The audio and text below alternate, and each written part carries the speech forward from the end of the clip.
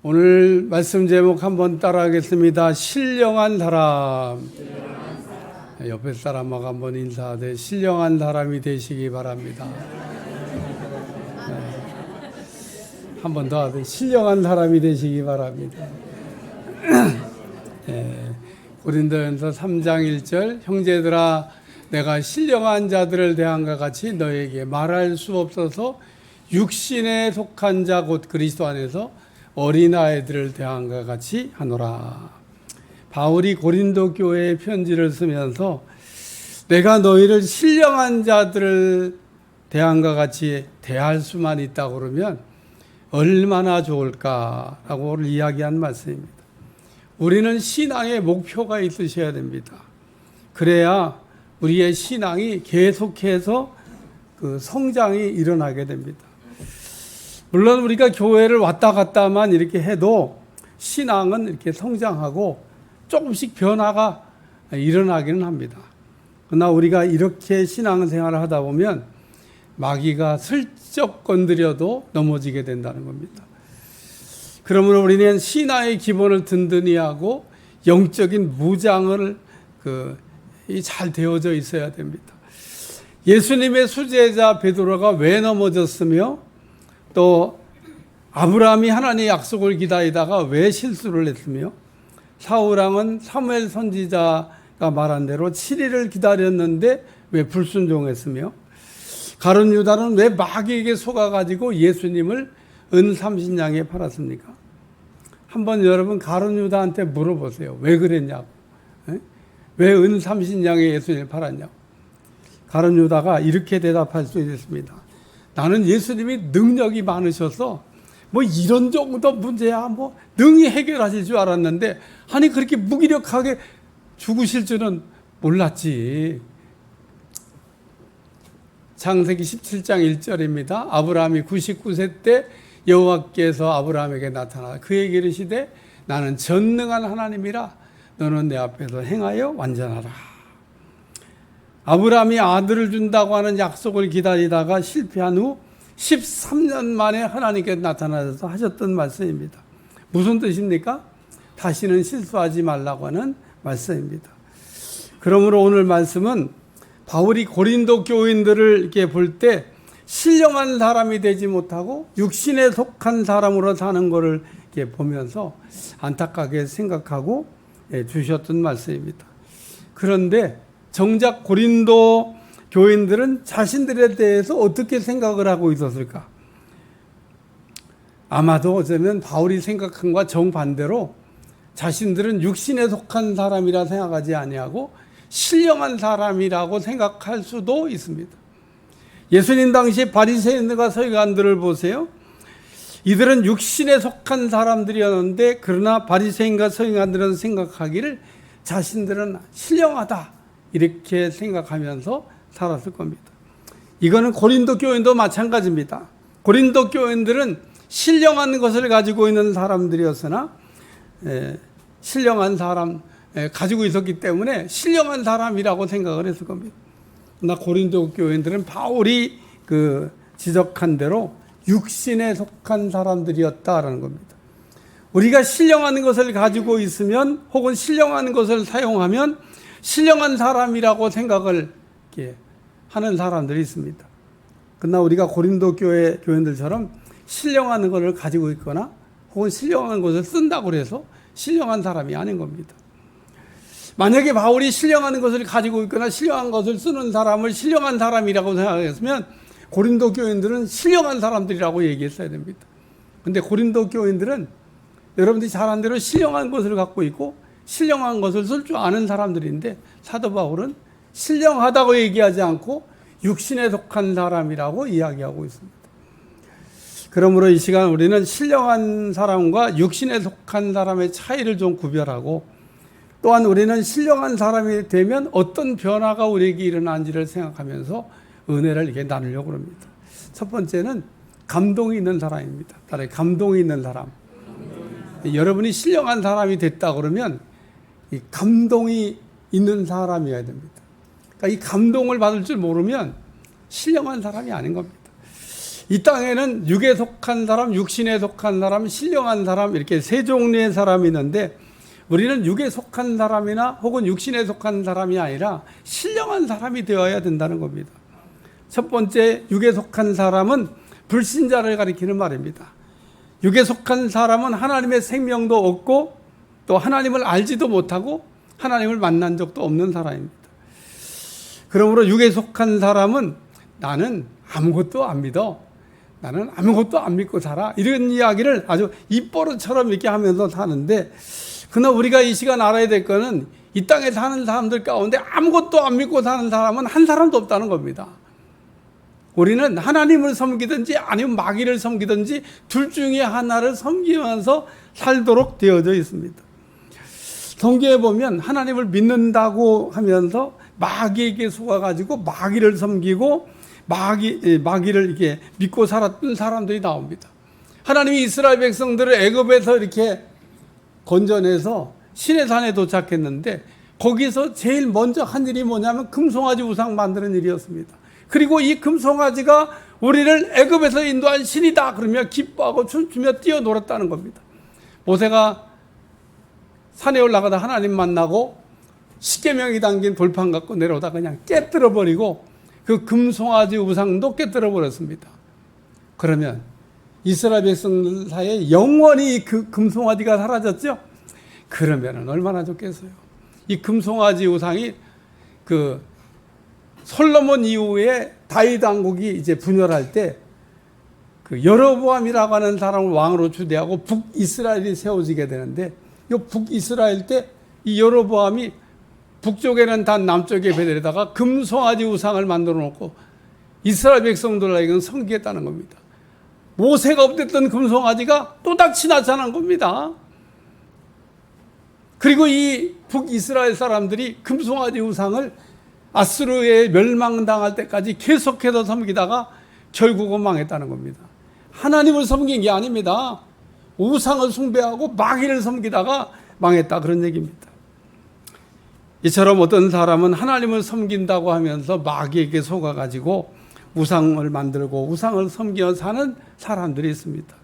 그러므로 하나님은 모세에게 십계명을 주시면서 말씀하시기를 우상은 만들지도 말고 절하지도 말고 섬기지도 말라고 명령하셨습니다.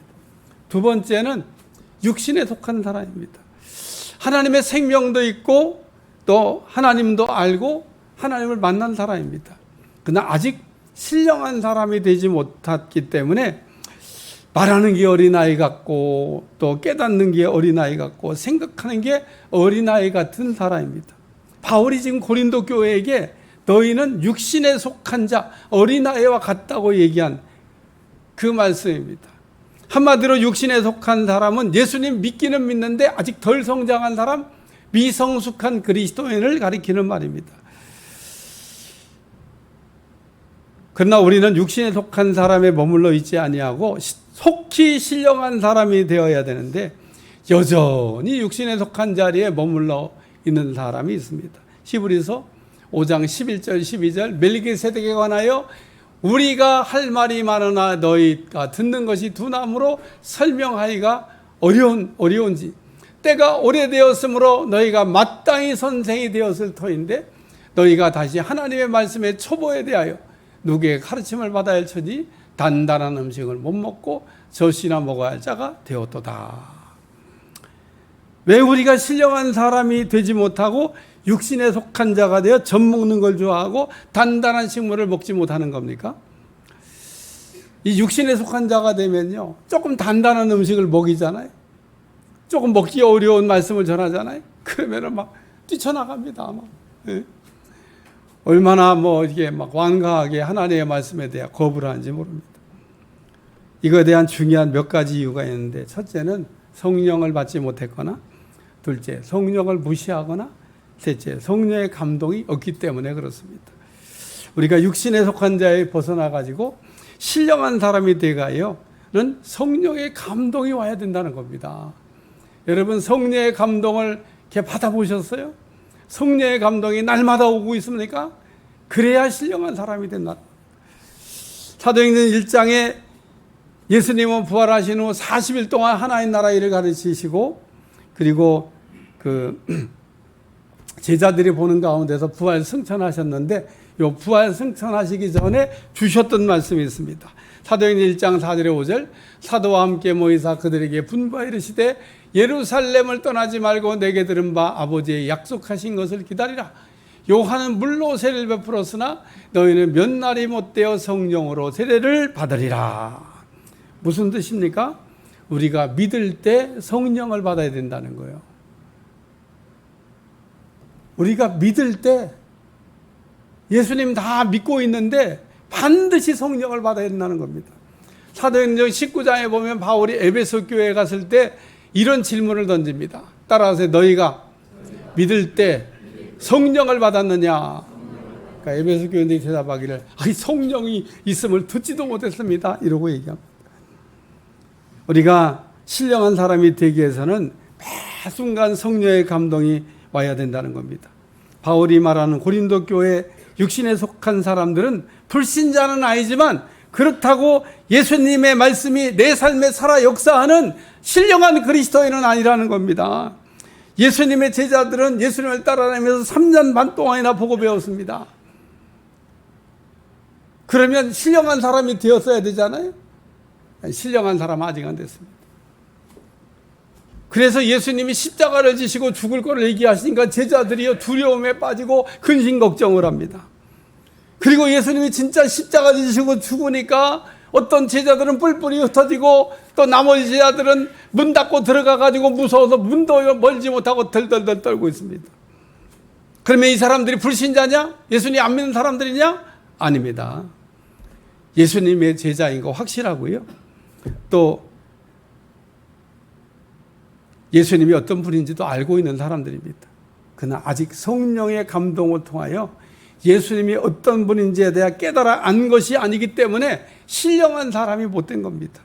그러므로 우리는 하나님께 주시는 성령의 감동하심을 따라서 은혜를 깨닫고 아는 신령한 사람이 되시기를 주여 축원합니다.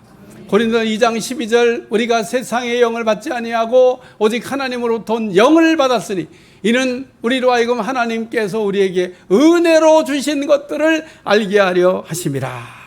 다시 말해서 우리가 예수님에 대해 아는 지식이 있다고 신령한 사람이 되는 게 아니라 내가 알고 있는 예수님에 대해 성령의 감당하심으로 깨달음이 올 때 비로소 신령한 그리스도인이 된다 그런 얘기입니다. 그리고 우리가 이렇게 성령의 역사 가운데 성령의 가르치심으로 성령의 감동으로 성령의 가르침을 받을 때 신령한 사람이 되고 신령한 삶을 살게 되는 겁니다. 우리가 신령한 사람으로 살기를 원한다면 성령의 감동받는 일에 민감하시고 성령의 감동을 따라 살 수 있기를 주님 축원합니다. 혹 성령의 감동을 받아본 일이 없다 그러면 오늘 이 말씀을 들은 다음에 기도하셔야 돼요. 주여 내게도 성령의 감동을 주시옵소서. 그리고 마음이 뜨거워지셔야 돼요. 그리고 그 뜨거워진 그 하나님의 감동하심으로 하나님의 말씀이 여러분 속에 녹아지게 되면 여러분의 육신에 속한 데에서 신령한 그리스도인으로 변화가 일어나는 겁니다. 두 번째는 분별이 되는 사람이다. 분별이 되는 사람. 고린도서 2장 13절 우리가 이것을 말하거니와 사람의 지혜가 가르친 말로 아니하고 오직 성령께서 가르친 것으로 하니 영적인 일은 영적인 것으로 분별하느니라. 우리가 신령한 사람이 되면 영적인 일을 분별할 줄 아는 사람이 된다 이런 말씀입니다. 우리가 살면서 매 순간 우리 분별하게 되는데 우리가 하는 분별은 하면 좋고 뭐 못해도 뭐 괜찮고 이런 게 아닙니다. 우리는 분별을 할 때 분별을 잘해야 됩니다. 그런데 어떤 사람은 제대로 분별도 못하면서 자신의 분별을 아주 100% 신뢰하고 사는 사람이 있습니다. 이런 사람들이 흔히 하는 말이 있습니다. 나는 항상 내 결정이 옳아. 나는 항상 내 판단이 옳아. 그러고 얘기하는데 우리가 경계해야 될 사람의 지혜라는 겁니다. 우리가 분별할 때 성령께서 가르치신 것으로 영적인 일을 영적으로 분별해야 된다는 겁니다. 요한복음 3장에 유대인의 납비요 관원이요 또 바리새인이었던 니고데모라고 하는 사람입니다.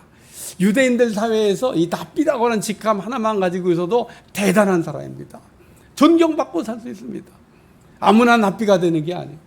거기다가 이 사람은 관원이고 세상적인 레벨도 있습니다. 거기다가 이 사람은 신앙의 열정도 있는 바리새인입니다. 그러니까 이 니고데모라는 사람의 직함을 볼 때 세상적으로 대단한 사람입니다. 하나도 부족한 것이 없습니다. 그러나 어느 날 밤중에 예수님 찾아와가지고 예수님과 대화하는데 이 니고데모가 예수님이 하시는 말씀을 전혀 못 알아듣습니다. 여러분, 혹 제가 설교하는 게 안 들리는 분 있을 수 있습니다. 기도하셔야 됩니다. 하나님의 말씀이 왜 내게는 안 들려지지? 저도 이게 목회를 하고 또 기도를 하고 신앙생활 하다가 어느 날 영적인 사람에게 영적인 얘기를 들었는데 제가 못 알아듣더라고요. 한 2시간 앉아 들었는데 하나도 못 알아듣겠더라고요. 그래서 제가 이게 사람이 어떻게 이럴 수가 있나? 그랬던 적이 있습니다. 오늘 니고데모가 예수님과 지금 대화를 하면서 분별을 못하고 있습니다. 예수님이 니고데모에게 하신 말씀, 사람이 거듭나지 아니하면 하나님 나라를 볼 수 없다. 이때 니고데모가 예수님께 대답한 말입니다. 내가 늙었는데 어떻게 다시 태어날 수 있겠냐? 2번째 모태에 들어갔다가 태어날 수 있겠습니까? 아니, 늙어서 어머니 모태에 못 들어가는 겁니까? 아니, 그럼 젊으면 들어갈 수 있어요? 태어났다가 바로 들어가면 들어갔다 나올 수 있습니까? 이게 지금 말도 안 되는 지금 이야기를 니고데모가 지금 하고 있는 겁니다. 니고데모가 예수님이 하신 말씀을 이렇게 무슨 뜻인지 분별할 수가 없어서 알아듣지 못하고 있을 때 예수님께서 다시 친절하게 또 얘기해 주십니다. 사람이 물과 성령으로 거듭나지 아니하면 하나님 나라에 들어갈 수가 없느니라. 그래도 니고데모가 못 알아듣습니다. 그러니까 예수님이 또다시 친절하게 니고데모에게 알아들을 수 있도록 말씀해 주십니다. 요한복음 3장 6절에 7절, 육으로 난 것은 육이, 영으로 난 것은 영이니 내가 거듭나야 하겠다는 말을 놀랍게 여기지 말라. 그러나 니고데모는 여전히 알아듣고 있지 못하고 있습니다. 그러므로 우리는 니고데모처럼 육신에 속한 그리스도의 자리에 머물러 있게 되면 신령한 말씀의 일에 관한 말씀을 들어도 분별이 안 된다, 그런 얘기입니다. 누가복음 10장 예수님께서 율법사에게 주셨던 말씀이 나옵니다. 어떤 사람이 예루살렘에서 여리고로 내려가다가 강도를 만나매 강도들이 그 옷을 벗기고 때려 거의 죽게 된 것을 버리고 갔다.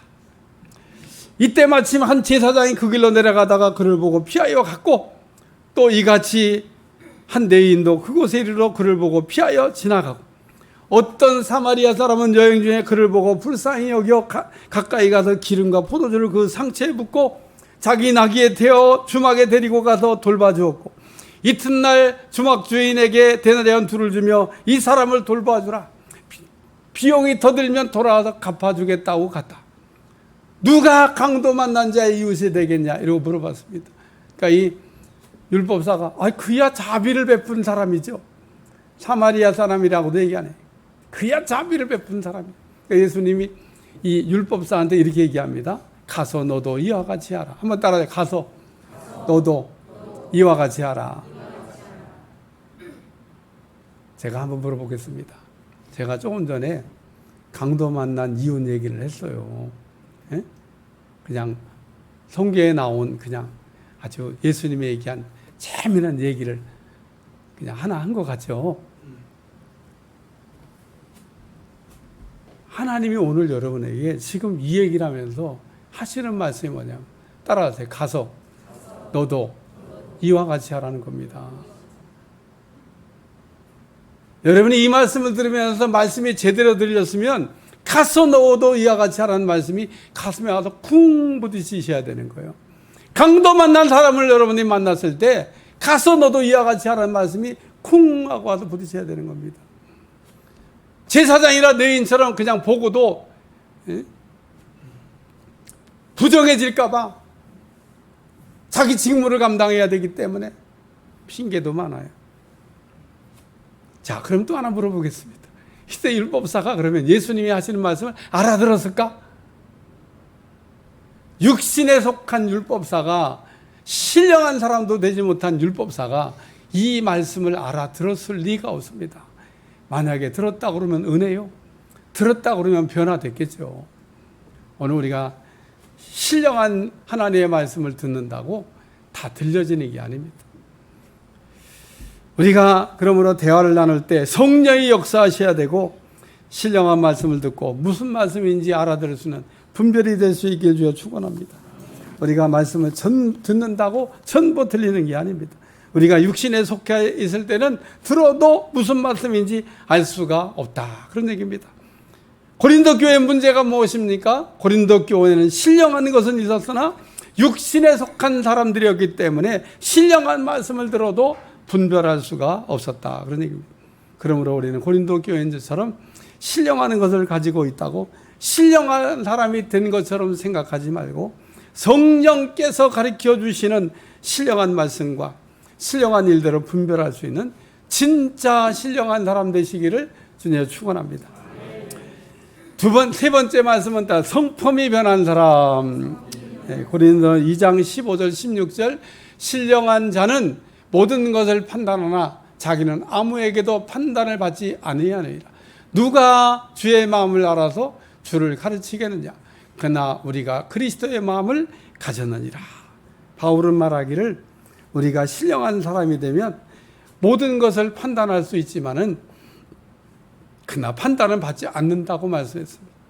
또한 바울은 고린도 교인들에게 누가 주의 마음을 알아서 가르치겠냐고 이게 물어봤습니다. 우리가 어떤 일을 할 때 그 일을 시킨 사람의 마음을 헤아릴 수만 있다 그러면 이런 사람은 이미 신령한 사람이 된 사람입니다. 그리고 또 이 사람은 그 일을 마쳤을 때 반드시 칭찬을 받게 될 겁니다. 마태복음 25장의 달란트의 비유를 생각해 보겠습니다. 어떤 사람이 먼 타고로 갈 때 그 종들을 불러가지고 각각 재능에 따라서 자기의 소유를 맡겼다 그랬습니다.